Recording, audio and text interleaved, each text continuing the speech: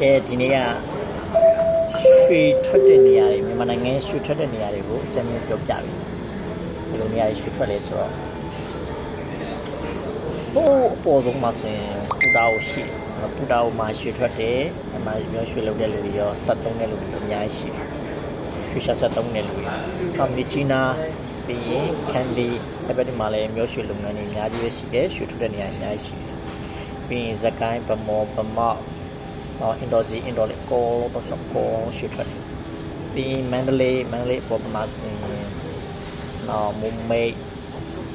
တခေါအဲ့ဘက်ဒီမှာဆိုတော့ရွှေချက်စက်တွေအများကြီးရှိတယ်ရွှေတုံးရတယ်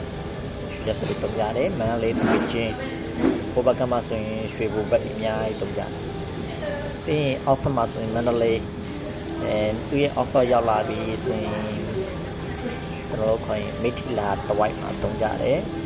ပြီးရင်မိုတီမိုမီဘက်ဒီမှာတော့ရွှေချက်စက်တုံးတဲ့လူနေတွေတိတ်မရှိသေးဘူးကလောဘက်မှာပြညောင်တို့ကလောတို့ဘက်ဒီမှာလည်းတုံးတဲ့လူတိတ်မရှိသေးဘူးoffer ဆင်းလာမယ်ဆိုလို့ရှိရင်ဘကိုးရှိချင်းပေါ့နော်အဲ့မှာရွှေ73နဲ့လူရှိတယ်ရွှေလည်းထွက်ကြတာအရာကြပြီးရင်ကြိုက်ထိုးအဲ့ဒီမှာဆိုရင်ရွှေ73လူတွေမျိုးရွှေပေါ့သူတို့ကြတော့မျိုးရွှေနဲ့တွဲရ3ညမျိုးမိတွေမှာရွှေ70တွေနဲ့ရှာကြတယ်နောက်ခံကြောတွေမှာရွှေ70တွေနဲ့ရှာကြတယ်နော်အဲ့လိုမျိုးနဲ့3ကြပြီးလို့ရှိရင်offer ဆင်းလာမယ်ဆိုရင်တန်ပြိုးစီမှာလည်းရွှေ70တွေ3ကြတယ်နောက်တော့တာထူကြတယ်ကျွန်တော်ကတန်မြူဇက်တို့ဘာလို့မှမရတော့ဘူးထင်တာပေါ့နော်အဲ့ဒီမှာဆိုရင်3လာကြတယ်ရွှေဆက်တွေနော်သူတို့ကတော့ကန့်ကြီးမှာတာတော့တာပေါ့နော်ဟို offer ဆင်းလာရင်ဆိုရင်the web ဘက်မှာတော့နည်းနည်းလေးပဲရှိတယ်အဲ့လိုဒီတွေ့တယ် the web တော့ရွှေလည်းထွက်တယ်အဲ့ဒီမှာတုံးကြတယ်နော် the web မှာလည်းထွက်တယ်နောက်တစ်ခါဒီ offer မှာဆိုရွှေကျုံ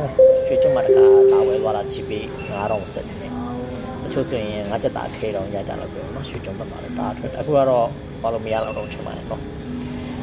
အဲ့လိုမျိုးရွှေချက်စက်တွေအများကြီးတုံးလာကြတယ်မြန်မာနိုင်ငံမှာတအားကို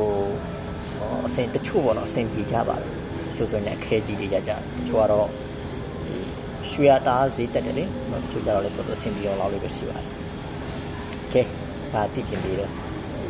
ရွှေထွက်တဲ့နေရာလည်းပြောပြီးသွားပြီရွှေရှာဆက်တွေအကြောင်းလည်းပြောပြီးသွားပြီဘယ်လိုလူတွေတုံးသိမ့်လဲဆိုတာလေးကိုနောက်ထပ်ဗီဒီယိုတွေမှာထပ်ပြီးတော့ပြောပြမယ်အခုကကျွန်တော်အင်ဒိုပါပြီးတော့ရွှေရှာမယ်ကျွန်တော်တစ်ခေါက်ကတော့